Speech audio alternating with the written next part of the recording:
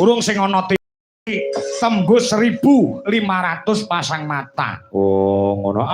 2.000 karo 1.500 3.000 setengah. Lek ditekake rene ora muat nggone. Oh, iya. Kaya ngono ya, mula panjenengan Mbah Lurah dhewe iki tak takoni, lakone napa Mbah Ji ya ngono. Oh, ngono. Anu, tak kirimi lakon babat Wonomarta nggih Mbah Ji. Wah, kurang rame niku Mas Kangko.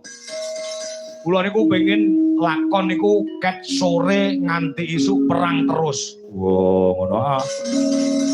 Senengane sabetan.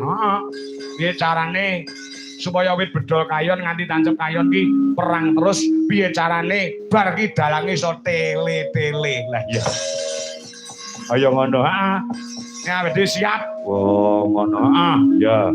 Ya ngestoke dawuh. Awake rasa ya awake kuat-kuat, Nduk. Bismillah kuat. Oh, ngono. Mongko udakara wis 10 dina iki awake dhewe prei lho, Nduk. Dadi tak golek bacut potonganmu. Kowe ora ngerti sasine rendeng kaya ngene jek enek wong nanggap wayang wis alhamdulillah. Apa iya? Ya wis alhamdulillah pangga enek. Ya, Wingi kae tanggal 2 saiki terus tanggal 15 Bojonegoro 19 22 28 29 panggah jek enek, Nduk. Oh, ngono ya. Ya. Aja dipadakne sasi Sura, sasi Agustus kae paribasane arep golek wektu leren angel. Oh iya, Iki disyukuri ya sing penting Bagas waras sehat awake. Pancen ya kaya ngono. Nak, apa? iki mamaku dijawil kelawan penjane Mbah Ji karo Budewan. Oh, ngono ya. Iki ana pasumbang swara. Oh iya.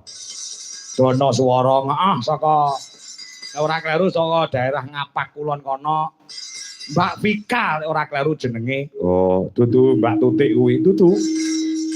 Engko bar iki Mbak Tutik. Oh, ngono. Oh, Mbak Tutik iki melu rene. Lho, iki jagong, Nduk. Oh, ngono. Wis kena apik karo penjane Budewan. Oh, Mula Mbak Tutik kae sing nganggo biru kae bisa guyub lan rukun. Oh, ngono. Rene ora golek bayaran. Oh iya, Ora golek ya ora. Mung ngraketake paseduluran. Oh iya. Kowe ya kenal karo Sinden Tutik kuwi. Lho, piye to? Kecah kuwi wis jek sekolah nganti saiki anake pirang-pirang. Oh, ngono. Ya. Ning yo ora apa jenenge cacate saiki wis ora melu awake dhewe, Nduk. Oh, ngono ya. Ning jaman nom-noman dhisik Tutik iki wah, rajane Sinden Dwijalaras iki. Ya Tutik kuwi, Nduk dhisik. Oh, ngono. Sandung cebluk tiba gabrus, dalange Ki Anem Dwijalaras sing jek nganggo udeng-udeng kae. Apa ya? Iya. Biyen yogane Dwijalaras ora nganggo blangkon ora, nganggo anu kae lho, nganggo apa? Kok helm piye to? Kudu helm to. Nganggo iket kae lho, iket sing bahan blangkon kae. Jek nom-nom dhisik jek patut. Oh, ngono. Ya Tutik iki wis eneng. Oh, ngono. Jek nom-nom nganggo iket ngene. Lah delalah pas tanggapan ning daerah Karanganyar Ngawi. Oh, kelingan ora cacah. Ikete keri nang omah. Sak rombongan. Ayo bingung ora nggo blangkon sitok-sitok. Lah saking bingunge taplake sing di omah dijupuk kabeh. Lho, kuwi tenan. Mongko taplake rupane ijo. Ya. Oh, ngono. Kambine iki rupane abang, wis kabeh abang. Taplake ijo nggih udeng-udengan. Ndase kaya Nagasari to. Oh, ngono. Ya. Iki jaman semono kae, Jaman Tutik jek melu awake dhewe, saiki wis mulya kok, Nduk, Tutik.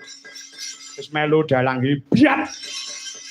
Sapa? Ki Cahya Kuntadi. Sapa kuwi? Mbah aku ya ora kenal iki dalang iki.